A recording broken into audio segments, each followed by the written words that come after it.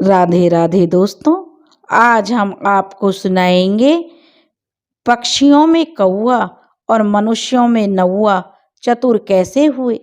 अगर आप हमारे चैनल पर नए हैं तो प्लीज़ हमारे चैनल को सब्सक्राइब करें, वीडियो को लाइक करें और शेयर करें। किसी नगर में एक राजा रहता था। राजा का बहुत बड़ा नगर था। प्रजा बड़ी खुश थी। हर तरह से राज्य में खुशहाली थी। एक बार राजा की जो रानी थी स्नान करके धूप में अपने बाल सुखा रही थी। उसी समय सपराणा की छत पर बैठे दो पक्षी तोता और तोती आपस में बातचीत कर रहे थे। रानी दोनों पक्षियों की बातें ध्यान से सुन रही थी। तोता बोला, तोती, तुम्हारे सिर से खूब सुगंध आ रही है। आज क्या तुम कोई बढ़िया तेल डालकर आई हो? तोती ने उत्तर दिया, नहीं, मैं कभी कोई तेल वेल नहीं डालती। तुमको मालूम नहीं है कि मैं पूर्व जन्म में एक राजा की रानी थी।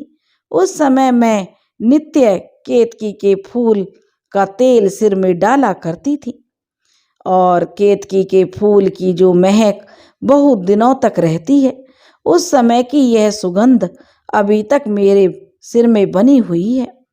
तोती की बात सुनते ही रानी बाल सुखाना भूल गई। वह बालों को बांधकर शीघ्र ही उठकर बैठ गई और मनी मन कहने लगी, मैं भी तो एक रानी हूँ। मैं भी केतकी के फूल मंगाकर क्यों ना उसका तेल अपने सिर में डाला करूं। रानी ने राजा के पास जाकर कहा कि राजन, मुझे केतकी के फूल मंगा दो। आज से मैं केतकी के फूलों का तेल सिर में डाला करूंगी। राजा ने जवाब दिया, रानी, केतकी के फूल आसानी से नहीं मिलते। खोज करके मैं मंगवा दूंगा। लेकिन रानी तो हट पकड़कर कहने लगी कि महाराज, जब तक केतकी के फूल नहीं आ जाएंगे मैं भोजन नहीं करूंगी और ना ही राजसी कपड़े पहनूंगी। फल फूल खाकर और सादे कपड़े पहनकर रहूंगी। राजा ने कहा कि जल्दी ही मैं तुम्हारे लिए केतकी के फूल मंगाने की प्रतिज्ञा तुमसे करता हूँ। राजा ने अब अपनी राजधानी और राज्य भर में डोंडी पिटवा दी कि जो कोई भी केतकी के फूल मुझे लाकर देगा, उसको या उसका पता बता देगा, उसे 5,000 मोहरें इनाम में दी जाएंगी। डोंडी पिटवाए हुए 1 महीना बीत गया, पर ना कोई फूल लेकर आया और ना ही किसी ने जो केतकी के फूल का पता बतलाया। अब राजा को चिंता सताने लगी। इस बार राजा के राज्य में जो सबसे गुणी और चतुर लोग थे, उनको राजा ने बुलवाया और उनसे कहा कि मुझे केतकी के फूलों की बड़ी जरूरत है। जो उन्हें ला देगा मैं उसे 10,000 मोहरें इनाम में दूंगा, साथ ही उसका एहसान भी मानूंगा। जो कोई इस काम को करने का साहस रखता है, वह जो सोने के थाल में रखे पान का बीड़ा उठा ले। राजा की बात सुनकर सारी सभा में सन्नाटा छा गया। सब एक दूसरे के मुंह की ओर ताकने लगे। कुछ समय यह देखकर राजा ने फिर कहा, बड़ी ही शर्म की बात है। क्या मेरे राज्य में एक भी ऐसा बहादुर आदमी नहीं है जो केतकी के फूल ला सके? क्या सभी इतने आलसी हो गए हैं? राजा की यह चुभती हुई बात सुनकर एक बहेलिया का पुत्र उठकर खड़ा हुआ। उसने राजा के जो थाल में रखे पान के बीड़े को उठा लिया और बोला, महाराज, मैं केतकी के फूल लेने जाऊंगा और मैं फूल लेकर ही आऊंगा, या फिर मैं फूल लेकर नहीं आया तो मैं जिंदगी भर आपको अपना मुंह नहीं दिखाऊंगा। राजा ने उस बहेलिए के पुत्र की बहुत ही प्रशंसा की और कहा, शाबाश वीर, तुमने इस राज्य की लाज रख ली। परमेश्वर जो तुम्हें तुम्हारे सारे कामों में सफलता दे। राजा के जी में आया तो उसने बहेलिया के लड़के को राजमहल से आवश्यक सामान और राह खर्च के लिए ले जाने की आज्ञा दे दी। बहेलिया का लड़का राजा के अस्तबल में से एक अच्छी नस्ल की घोड़ी ले आया। फिर उसने घोड़ी पर सब साज बाज भी लिया और उसके माथे पर सुनहली पान का डंठूला लगाया, गले में कंठा पहनाया पीठ पर सुनहली जीन डाली, ऊपर से तारकसी के काम का पशमीने का तहड़ू डाला, बढ़िया तंग चांदी की रकाब और मोती चूर जड़ी लगाम लगाई, रेशम का जेरबंद कानों और माथे पर जड़ाऊं कनंगियां लटकाई, मोतियों की लड़ी लगी, अमेठी पिछेटी दुमची लगाई। इस तरह घोड़ी को अच्छी तरह सजाकर वह उस पर सवार हो गया। अब सवार का ठाट भी सुनो। बहेलिया का लड़का भरा पूरा जवान था। देखने में वह शेर का सा बच्चा दिखता था। उसका शरीर गोरा था, चेहरा गुलाब के फूल के समान खिला हुआ था। वह सिर पर जरी का मंडिल बांधे, कीम खाब का अंगरखा और मिस्रू का पजामा पहने, कमर में चंदेरी का बना रेशमी जरी फेंटा बांधे, जिसमें नक्काशी के काम का चांदी की मूठ लगा पेश कब्ज खुला हुआ था। बगल में मखमली म्यान में तेगा लटक रहा था। कान में बड़े बड़े मोती लगा बाला और गले में सूबेदारी कंठा। मुंह में पान का बीड़ा चबाता हुआ, पैरों में लड़ीदार चरकना जूता, पूरे बुंदेलखंडी ठाट में वह बहुत ही भला मालूम होता था। इस तरह वह उस अलबेली घोड़ी पर सवार होकर कभी कदम, कभी दुलकी, कभी रोहल, कभी सागाम और कभी सरपट चाल चलता हुआ मजे के साथ चला जा रहा था। इस तरह वह अनेक सुनसान बियाबान जंगलों, बड़ी बड़ी नदियों और अनेक छोटे बड़े नगरों को लांघता हुआ मंजिल दर मंजिल चला जा रहा था। एक दिन वह संध्या के समय नदी के किनारे एक पीपल के पेड़ के नीचे ठहर गया। घोड़ी एक दूसरे पेड़ के नीचे बांध दी। थका मांदा तो था ही, थोड़ा बहुत खा पी कर बिस्तर लगाकर लेट गया। इस पीपल पर एक हंस हंसनी का जोड़ा रहता था। हंस के और हंसनी के अंडों को एक सर्प खा जाता था। हंस हंसनी जब भी अंडे देते, सर्प रात के समय आकर उनको खा जाता। इस तरह हंस हंसनी दोनों हमेशा दुखी रहा करते थे। एक बार हंसनी ने फिर अंडे दिए। रात के समय हंस और हंसनी दोनों मोती चुगने मान सरोवर को जाया करते थे। हमेशा की तरह आज भी हंस और हंसनी मोती चुगने मान सरोवर चले गए। रात के समय सर्प आया और बहेलिया के बिस्तर पर से पेड़ पर चढ़ने लगा। बहेलिया की निगाह जो उस पर चली गई, उसने झट बगल से तेगा निकालकर उस सर्प का सिर काट लिया। फिर उसकी लाश को कुछ दूर ढाल के नीचे ढककर आराम से सो गया। सुबह तड़के ही जब हंस हंसनी मोती चुगकर लौटे तो उन्होंने किसी मनुष्य को पेड़ के नीचे सोते हुए देखा। तो हंस कहने लगा, आज इतने दिनों बाद चोर पकड़ में आया है। यही आदमी अपने अंडों को खा जाता है जो हम इतनी दुखों से सहते हैं, और यह उन्हें फोड़ देता है। अब इसे मैं अपनी चोंच की मार से अभी यमपुर पहुंचा देता हूँ। हंसनी बोली, देखिए जी, बिना विचारे कोई काम नहीं करना चाहिए। पहले अपने अंडे तो देख लो कि रखे हैं या नहीं, फिर जैसा ठीक समझो वैसा करना। हंस ने पीपल के खोखट में जाकर देखा तो अंडे रखे हुए थे।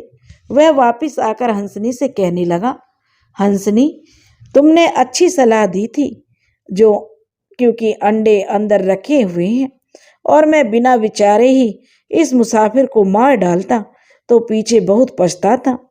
इसके बाद हंस ने मुसाफिर को जगाकर पूछा, हे मुसाफिर, तुम कौन हो और कहाँ जा रहे हो? बहेलिया के पुत्र ने अपना परिचय देकर कहा कि मैं केतकी के फूल लेने जा रहा हूँ। कल रात को एक सर्प इस पेड़ पर चढ़ रहा था तो मैंने उसे मारकर उस ढाल के नीचे ढक दिया है।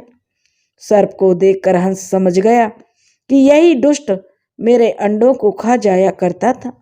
उसके मर जाने से हंस बहुत खुश हुआ। उसने अपना उपकार करने वाले मुसाफिर के साथ अपनी लड़की हंस कुमारी का विवाह कर दिया। हंस कुमारी को जो बहेलिया का पुत्र वहीं हंस हंसनी के पास छोड़कर जो आगे केतकी के फूल की खोज में आगे बढ़ गया। चलते समय उसने उसे हंस को हंस ने जो अपना एक पंखा बहेलिया के पुत्र को दिया और कहा कि इसमें यह गुण है, जिसे यह पंखा दिखा दोगे उसकी सब बीमारियां तुरंत मिट जाएंगी और वह भला चंगा हो जाएगा। बहेलिया का पुत्र घोड़ी पर सवार होकर आगे बढ़ने लगा। चलते चलते वह कुछ ही दिन में एक राजा के नगर में जा पहुंचा। उस नगर के राजा की लड़की बहुत ही बीमार थी। वैद्य, हकीम, डॉक्टर सभी इलाज करके हार चुके थे, पर राजकुमारी को आराम नहीं होता था। बहेलिया के पुत्र ने यह समाचार सुना तो वह राजमहल में गया और उसने राजा की लड़की को पंखा दिखा दिया। लड़की तुरंत ठीक हो गई।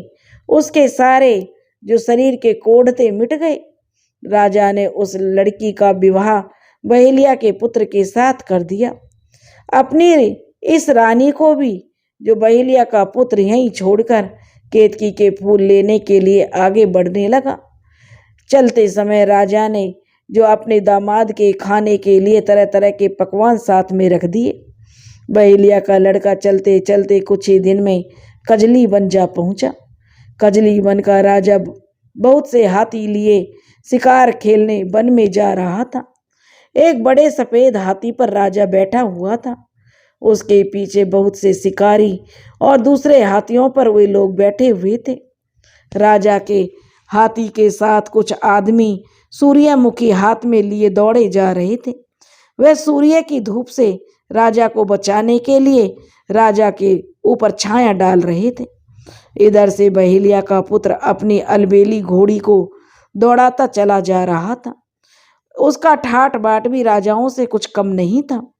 राजा ने समझा कि यह भी कहीं का राजकुमार मालूम पड़ता है। दोनों की भेंट हुई। बहेलिया के पुत्र ने अपना पकवान राजा को भेंट में दिया। राजा जंगली था। उसने ऐसे स्वादिष्ट पदार्थ कभी अपने जीवन में नहीं खाए थे। पकवान खाकर राजा प्रसन्न हो गया और बहेलिया के पुत्र को अपने साथ शिकार पर ले गया। जंगल में जाकर उसने कई शेर मार गिराए। राजा ने उसके गुणों से खुश होकर अपनी लड़की नाग कुमारी उसके साथ ब्याह दी। विवाह के बाद बहेलिया के पुत्र ने कहा कि मैं केतकी के फूल लेने जा रहा हूं।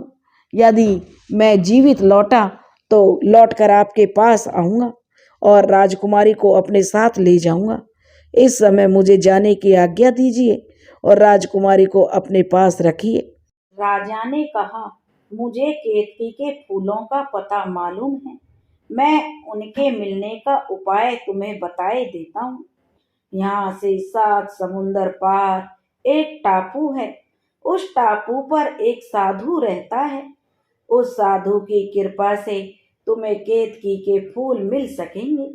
इस घोड़ी को तुम यहीं छोड़ जाओ और मेरा यह उड़न खटोला ले जाओ। वह उड़न खटोला तुम्हें उस स्थान पर पहुंचा देगा। बहेलिया का लड़का झट उड़न खटोले पर जा बैठा। बैठते ही बैठते उड़न खटोला आकाश में मंडराने लगा। धीरे धीरे उसकी चाल तेज होने लगी।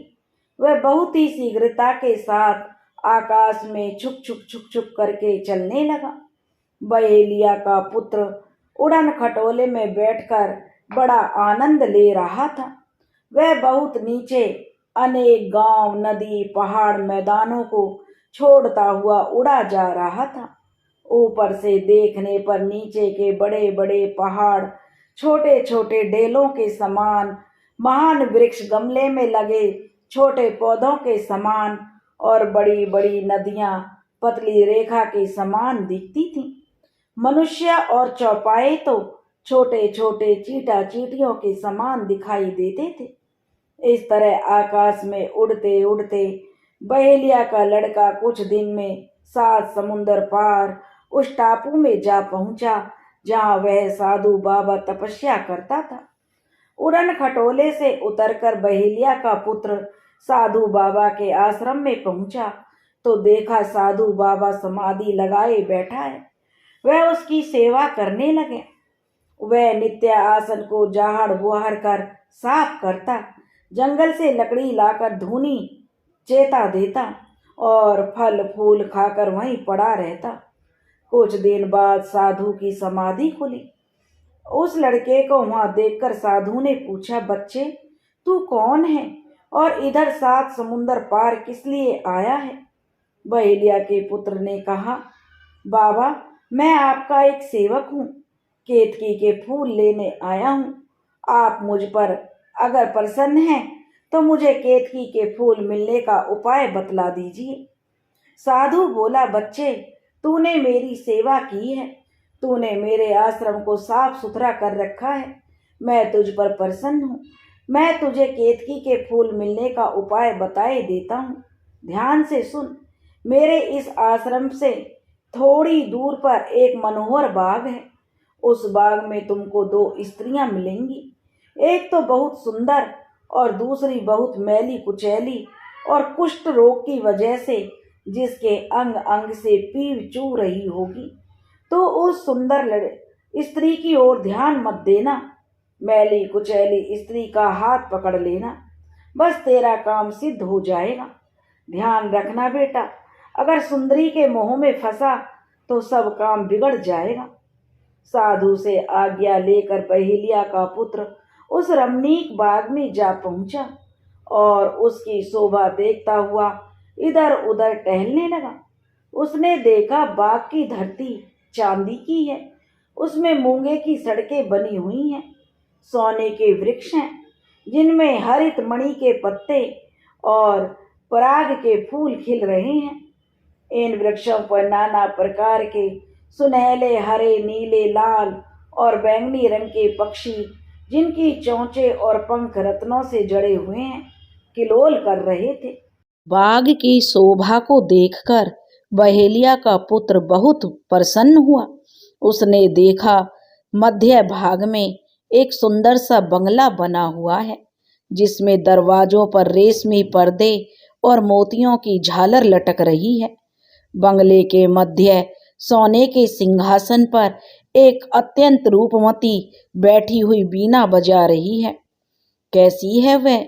बाल बाल मोती जैसे, 16 श्रृंगार किए हुए, 12 आभूषण पहने हुए, सुरमा सिंदूर लगाए, गज मोतियों से मांग भरे, केसर कस्तूरी का लेप करे, पान खाए, इत्र लगाए, लौंग इलायची का बटुआ कमर में खोसे हुए है। देखने में एकदम से पूर्णमासी के चांद जैसी, कोमलता में मक्खन जैसी और सुंदरता इतनी कि उसका जो वर्णन करना मुश्किल है। अगर वह पान खाए तो गले से पीक दिख जाए, गुलाब का फूल ऊपर गिर जाए तो खून के जो कढ़ाए मतलब खून निकल आए, लचीलेपन में कन्नेर जैसी डाल की लफ लफ कर दूनर हो जाए, नाजुक इतने की फूंक मार दो तो हवा में उड़ जाए। इस सुंदरी को देखकर बहेलिया का पुत्र मोहित हो गया और एकटक उसकी ओर देखने लगा। वह साधु की बात को भूल गया। उस स्त्री ने उसे भीतर आने को कहा। ज्यों ही बहेलिया का पुत्र भीतर पहुंचा तो उसने उसे तोता बनाकर पिंजरे में टांग दिया। साधु नित्य उसके आने की बाट देखता था। जब 3 दिन बीत गए तब साधु को विश्वास हो गया कि बच्चा राम मोह में फंस गए हैं। साधु टहलता हुआ बाग की ओर गया। देखा तो जो बहेलिया का पुत्र था वह तोता बना पिंजरे में टंगा हुआ था। साधु ने पिंजरे की सींग खोल उसे बाहर निकाला और अपने कमंडल का पानी उस पर छिड़क दिया। वह तुरंत तोते से फिर मनुष्य बन गया। साधु ने उसे धिक्कार कर कहा, तूने मेरा कहना नहीं माना। खैर अब मैं तुझे सचेत किए देता हूँ, अब उस सुंदरी के जाल में मत फंसना। अगर तू अपना काम बनाना चाहता है तो तुझे मैली कुचैली स्त्री का हाथ पकड़ना चाहिए। साधु इतना कहकर वापस चला गया। बहेलिया का पुत्र फिर बाग में टहलने लगा। कुछ समय बाद उसे वही सुंदरी युवती अपनी सहेलियों के साथ उस बंगले की ओर जाती हुई दिखाई दी। बहेलिया का जो युवक था, बहेलिया का पुत्र, वह झट से उस ओर पीठ करके खड़ा हो गया। वह साधु के बताए अनुसार उस गंदी स्त्री की खोज में चल दिया। अभी वह कुछ आगे ही बढ़ा था कि उसे एक बहुत ही कुरूप और फटे पुराने कपड़े पहने एक बहुत ही बदसूरत सी स्त्री आती हुई दिखाई दी। उसका शरीर गल रहा था, पीव चू रही थी, बदबू से माथा फटा जा रहा था। बहेलिया के पुत्र ने साहस करके जल्दी से उसका हाथ पकड़ लिया। हाथ पकड़ते ही वह पहली स्त्री से भी अधिक रूपवान 16 बरस की लड़की बन गई। वह उसे देखते ही जोर से खिलखिलाकर हंस पड़ी।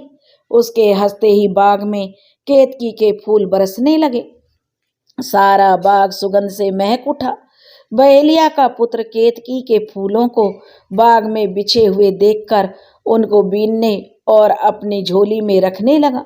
इतने में ही पीछे से साधु ने आकर उसकी पीठ पर एक सोटा जमाकर मारा और कहा, अरे नादान, यह क्या कर रहा है? जब पेड़ तेरे कब्जे में आ गया तब तो उसके फल फूल बटोर रहा है। ये फूल तो अब तेरी घर की खेती बन गए हैं, जब चाहे जितना बटोर लेना। यहाँ से क्यों बेकार का बोझा समेट रहा है? तो इस पद्मनी को ले जा, वह तेरी हो गई है। यह जब जब हंसेगी फूलों के ढेर लग जाएंगे। बहेलिया का पुत्र साधु बाबा से विदा ले पद्मनी को उड़न खटोला में बैठाकर कजली बन के राजा के यहाँ आ पहुंचा। यहाँ आते ही उसने राजकुमारी की विदा कराई। राजा ने उसे दहेज में बहुत से हाथी देकर कहा, जब जब तुम मेरी याद करोगे मैं सैकड़ों हाथी लेकर तुम्हारे पास पहुंच जाऊंगा।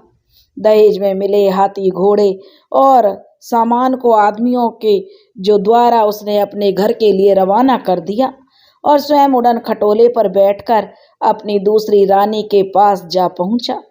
इस रानी को भी खटोले में बिठाकर और दहेज में मिला सामान आदमियों के द्वारा घर को रवाना करके वह हंस कुमारी के पिता के पास पहुंच गया। हंस ने बहेलिया के पुत्र का खूब स्वागत किया। 2-3 दिन पहुनाई करके जो हंस कुमारी की विदा कर दी, यानी 2-3 दिन उसने उनका खूब आदर सत्कार किया, अपने घर रखा। उसके बाद उन्होंने हंस कुमारी को विदा करके चारों रानियों सहित वह अपने घर आ गया। बहेलिया का पुत्र जो नए महल जो उसके बन गए और वह राजसी ठाट बाट से रहने लगा। इस समय उसके पास धन दौलत हाथी घोड़ा दास दासी किसी बात की कोई कमी नहीं थी। इधर नाई ने राजा को खबर दी कि बहेलिया का लड़का आ गया है, वह साथ में बहुत सी धन दौलत और हाथी घोड़ा लाया है, उसे बुलाकर पूछिए कि वह केतकी के फूल लाया या नहीं। राजा ने सिपाही भेजकर कहलवाया कि केतकी के फूल लेकर तुरंत चलो। बहेलिया का लड़का बोला, केतकी के फूल ऐसे नहीं भेजे जाते, महल से सोने का थाल और रेशमी रुमाल ले आओ। सिपाही सोने का थाल और रेशमी रुमाल लेकर आ गए। पद्मनी के हंसते ही फूल बरसने लगे। बहेलिया के बेटे ने फूलों को बीनकर सोने के थाल में रखकर रेशमी रुमाल से ढककर नौकर के हाथ राजा के पास भिजवा दिया। पीछे आप भी उसके जो राजा के महल में जा पहुंचा। केतकी के फूलों की सुगंध से राजसभा महक उठी। केतकी के फूल पाकर राजा रानी और सब लोग प्रसन्न हुए। रानी की मनोकामना पूरी हुई। वह केतकी के फूलों का तेल बनाकर सिर में डालने लगी। कहावत है, पक्षियों में कौवा और आदमियों में नाई बहुत चालाक हुआ करते हैं। जो नाई राजा के महल में काम करता था वही बहेलिया के जो घर भी काम करने आता था। एक दिन नाई ने राजा से चुगली की, महाराज, बहेलिया के घर 4-4 रानियां हैं, ऐसी रूपवती जैसी अभी आपने तो जो कभी सपने में भी नहीं देखी होंगी। वे सब आपके लायक हैं। इनमें एक रानी जिसका नाम पद्मनी है, वह तो बहुत ही सुंदर है। जैसी वह सुंदर है वैसे ही उसमें गुण भी हैं। जब वह हंसती है तब केतकी के फूल बरसने लगते हैं। आपको महारानी के लिए केतकी के फूलों की जरूरत पड़ती रहेगी। रोज रोज फूल मंगाना आपको शोभा नहीं देता। इससे अच्छा हो कि कोई तरकीब निकालकर वे सब रानियां महल में आ जाएं। राजा बोला, दूसरे की स्त्रियां हम कैसे ले लें? कोई तरकीब बताओ जिससे बदनामी भी ना हो और काम भी बन जाए। नाई ने कहा, महाराज यह कौन सी बड़ी बात है। बहेलिया के पुत्र को बुलाकर कहिए कि राजकुमारी का विवाह है। 10 मन धान के चावल रात भर में निकाल दो, एक भी टूटने ना पाए। अगर काम पूरा ना कर सके तो तुम्हारी सब जायदाद छीन ली जाएगी। यह तो आप जानते ही हैं, वह रात भर में इस काम को नहीं कर सकेगा। बस सवेरे उसकी सब रानियां छीन लीजिए। राजा ने नाई की सलाह के अनुसार 10 मणि धान बहेलिया के घर भिजवा दिया और कहला भेजा कि सवेरे तक चावल तैयार हो जाएं।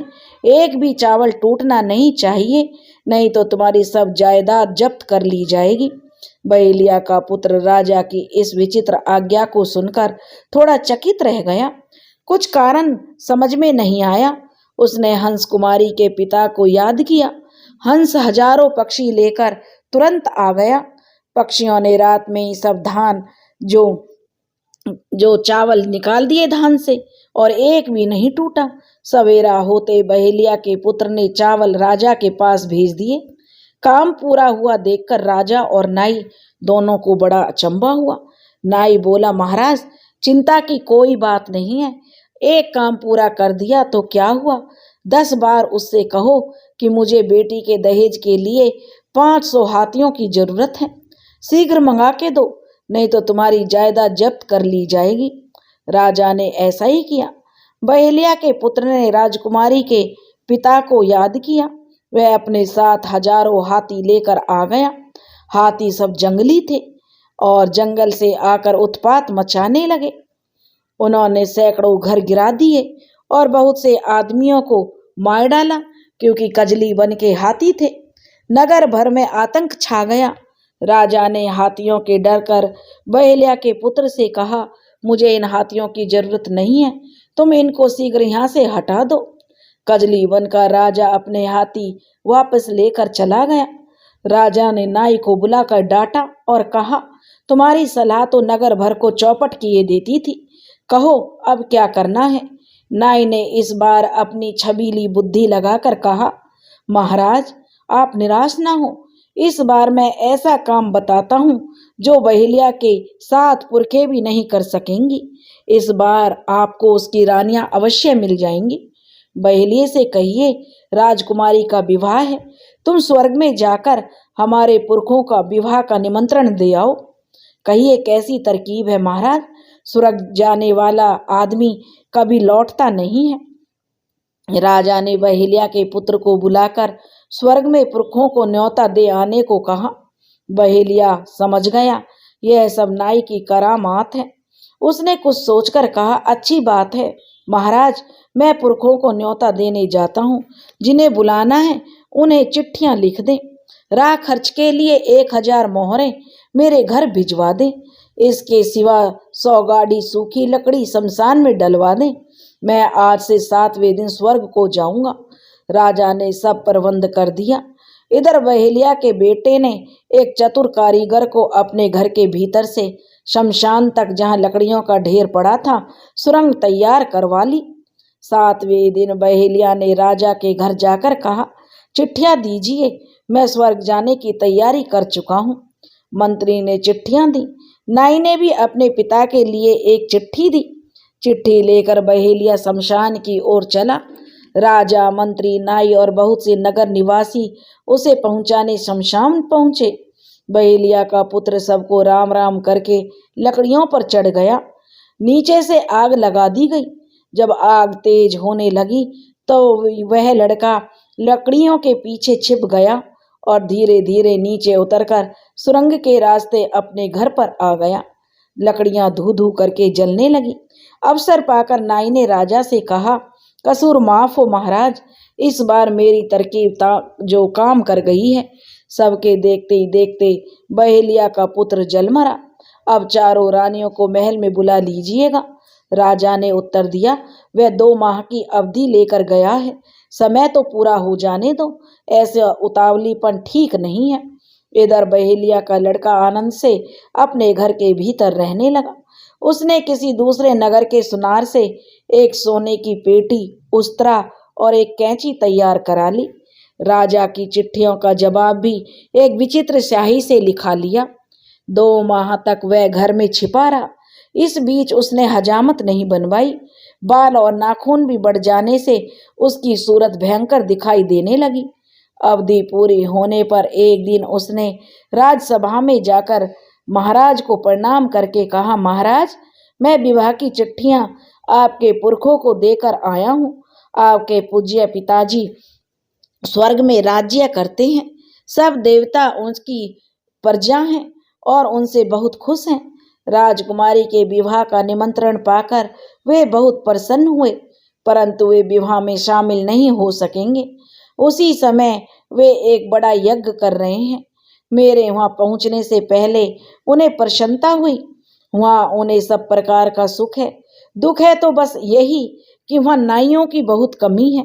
उनकी सेवा के लिए उनके पास कोई अच्छा नाई नहीं है। नाई नहीं होने से देखो मैं भी हजामत नहीं बनवा सका। देखिए मेरे बाल कितने बढ़ गए हैं। आपके पूज्य पिताजी ने अपने इस नाई को फौरन बुलाया है। इतना कहकर बहेलिया के पुत्र ने जेब से निकालकर स्वर्ग की चिट्ठियां दी। राजा ने उन्हें पढ़ा। उनमें यही बात लिखी थी। इसके बाद एक चिट्ठी नाई को देकर कहा, लो, यह तुम्हारे पिताजी की चिट्ठी है। स्वर्ग में नाइयों की कमी है, इस कारण राजा साहब और तुम्हारे पिता ने तुम्हें शीघ्र बुलाया है। जल्दी प्रबंध करके चले जाओ। स्वर्ग में दोना पत्तल बहुत महंगी हैं और रुपए की एक एक बिकती है, इसलिए तुम्हारे पिता ने कहा है कुछ पत्तलें भी लेते आना। इतना कहकर उसने सोने की पेटी और उस्तरा नाई को देकर कहा, लो, तुम्हारे पिता ने तुम्हारे लिए यह भेंट भेजी है। सोने की पेटी और उस्तरा पाकर नाई बहुत खुश हुआ। राजा ने उसे शीघ्र स्वर्ग जाने का आदेश दिया। नाई स्वर्ग जाने की तैयारी करने लगा। उसने अपना मकान गिरवी रखकर 1000 रुपये की पत्तलें खरीदी। राजा ने शमशान में 100 गाड़ी लकड़ियां भिजवा दी। नाई ने खरीदी हुई सब पत्तलें लकड़ियों के ऊपर रख ली और बीच में आप बैठ गया। जाते समय नाई ने बहेलिया के पुत्र से पूछा, मालिक, आप तो स्वर्ग होकर आए हैं, वहां पहुंचने की पूरी तरकीब मुझे बता दो। बहेलिया के बेटे ने कहा, मैंने नीचे से लकड़ियों में आग लगा दी है, तुम निश्चिंत रहो, तुम फर्राटे से सीधे स्वर्ग पहुंच जाओगे। आग धू धू करके जलने लगी और थोड़ी ही समय में नाई पत्तलों समेत जलकर भस्म हो गया। धीरे धीरे 3 महीने बीत गए। एक दिन नायन ने आकर बहेलिया के पुत्र से पूछा, लाला जी, तुम तो 2 महीने में ही लौट आए थे। तुम्हारे जो खवास को गए हुए तो 3 माह हो चुके हैं, वो अब तक नहीं लौटे। बहेलिया के पुत्र ने कहा, मालूम होता है भाभी, वो लोभ में फंस गए हैं। स्वर्ग में शादियां की जो बड़ी भरमार है, खूब रुपया कमा कर लाएंगे। धीरे धीरे 3 माह और बीत गए। नाई के वापस ना आने से नायन बहुत ही दुखी थी। उसने बहेलिया के घर जाकर पूछा, बहेलिया लाला, वे तो अभी तक नहीं आए, क्या बात है? मैं तो उनकी फिक्र में मरी जा रही हूँ। ना तो उनको जल्दी आने के लिए चिट्ठी लिख दो ना कि जल्दी आ जाए, घर में सब चिंतित हैं। बहेलिया के पुत्र ने कहा, भाभी, अब वह नहीं आएगा, वह तो उसी दिन जल मरा और मरा हुआ आदमी कहीं वापस आता है। अब तो नायन रोती पीटती घर चली गई। राजा को भी नाई के मरने का भरोसा हो गया। उसे अपनी करनी पर बड़ा दुख हुआ। उसने बहेलिया के पुत्र को बुलाकर उससे माफी मांगी और उसके गुणों और बुद्धिमानी को देखकर अपनी लड़की की शादी उससे कर दी। राजा के कोई लड़का नहीं था, सब राजकाज बहेलिया के पुत्र को ही देखने